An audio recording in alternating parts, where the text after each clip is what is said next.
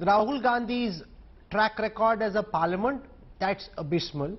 The Congress's record in the recent northeastern states was abysmal. Yes, there is an existential threat to the Congress, but let's not equate that with challenges before India's democracy. There are always challenges before any democratic system. That is inherent to the nature of any democracy. But Rahul, going abroad, asking for, he's basically saying India is becoming non-democratic, democracy has been undone, he's feeling shocked at the lack of reaction in Europe and the United States, seeking international intervention in India's internal matters. When you were in government and somebody else did this, you'd be aghast with what the opposition has done. Why is Rahul Gandhi doing this?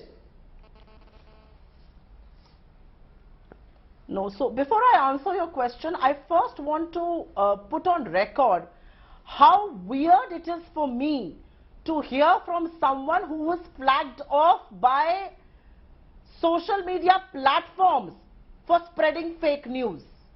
You know, my counterpart in the BJP has had several flag offs. बहुत बार इनको Twitter ने बोला ये manipulated tweets चलाते हैं, ये झूठ के सरगना है और मैं इनके मुंह पर बोल रही हूँ, ऐसा करना बंद कर दीजिए। आप भाजपा के ऑफिशियल हैं, ऐसा करके आप दिखाते हैं कि आप झुट्टों के सरदार हैं। और मैं हिंदी में इसलिए बोल रही हूं क्योंकि उनको मेरा स्टेटमेंट एलिटिस्ट लगा था। मैंने तो हिंदी में भी बोला कि आप भारत जोड़ो यात्रा के हिंदी को भी can I request both our guests not to get personal, please? Ma'am, we're debating ideas here. We're debating this demand. One second, I have an issue with that. One second, Rahul, one second. Don't lecture me. No, Rahul, 1 second. I'm not lecturing you. I'm just saying, let's just focus on ideas. Let's focus on contesting views of whether international help is required or not. Let's stick to that. Yes. Rahul, don't. No. You can't put words into my mouth. I'm here to speak a certain line that I will take. You can ask me to leave your channel, but I will say what I have come prepared to say and what I will say. And one of those things is that the person sitting here has been flagged off by social media platforms for spreading fake news. I want to actually play a counter clip. Forget about everything else. Let's play this counter clip so that people get to know who says what when they are on foreign soil. Please listen to this. देशों के मुखिया इतना आत्मीयता, इतनी निकटता, इतना भाईचारा, ये अपने आप में Prime Minister of India on China, but that's not the cherry. The cherry on the cake is this. Please hear it. Because this is what the Prime Minister said about the country and our people when he was on foreign soil, and foreign soil no less than China. Please hear this. छोड़ो यार, डूब गए, कुछ होगा नहीं। अरे भगवान बचाए भाई। पता नहीं पिछले जन्म में क्या पाप किए हम हिंदुस्तान में पैदा हुए। The Prime Minister of this country, elected by people of this country, representing 140 crore Indians, including you and I, goes to China and says that people used to curse their luck and their destiny because they were born in India. You think this is glorifying the country?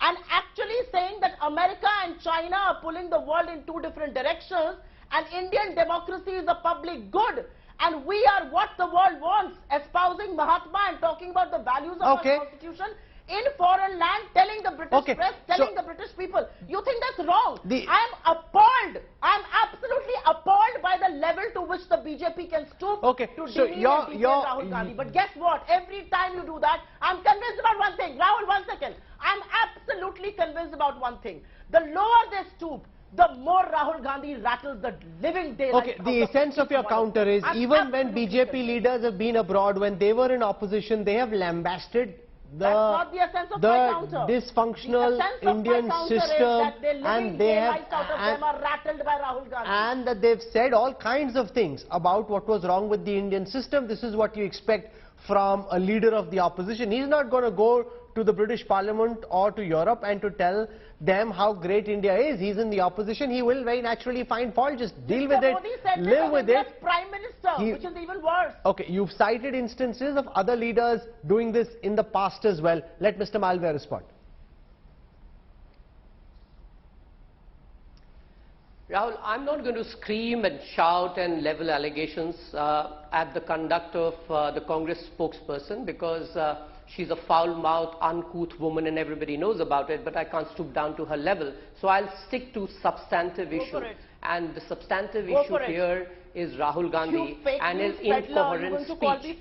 Fader goes down. Rahul Let him Gandhi speak. has to be interpreted and reinterpreted again and again by their spokespeople or people aligned to them. That there's clearly a problem with Rahul Gandhi's articulation. Secondly, she quoted the Prime Minister's speech. Now let me make the distinction between what the Prime Minister said and what Rahul Gandhi said. The Prime Minister was speaking to the Indian diaspora. The Indian diaspora has a stake in India's well-being and progress.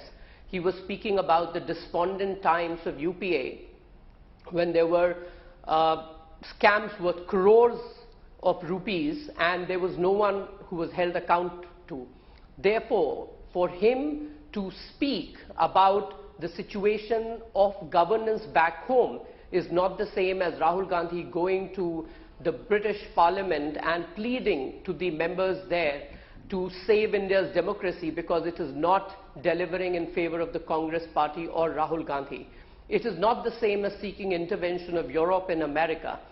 To speak to the Indian diaspora is the right of any political leader, whether he's a Prime Minister or Prime Minister wannabe, but to go to sovereign countries and seek intervention are two quite different things.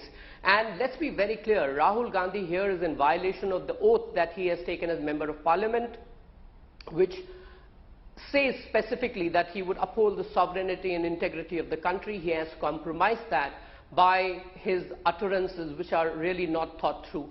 But having said that, I think it's become quite a routine to have Rahul Gandhi go out and say all kinds of things which embarrass the country, which naturally do not put him in good state himself, but it's something that we have to live with because the Congress insists on foisting him on the country. The country continues to reject him.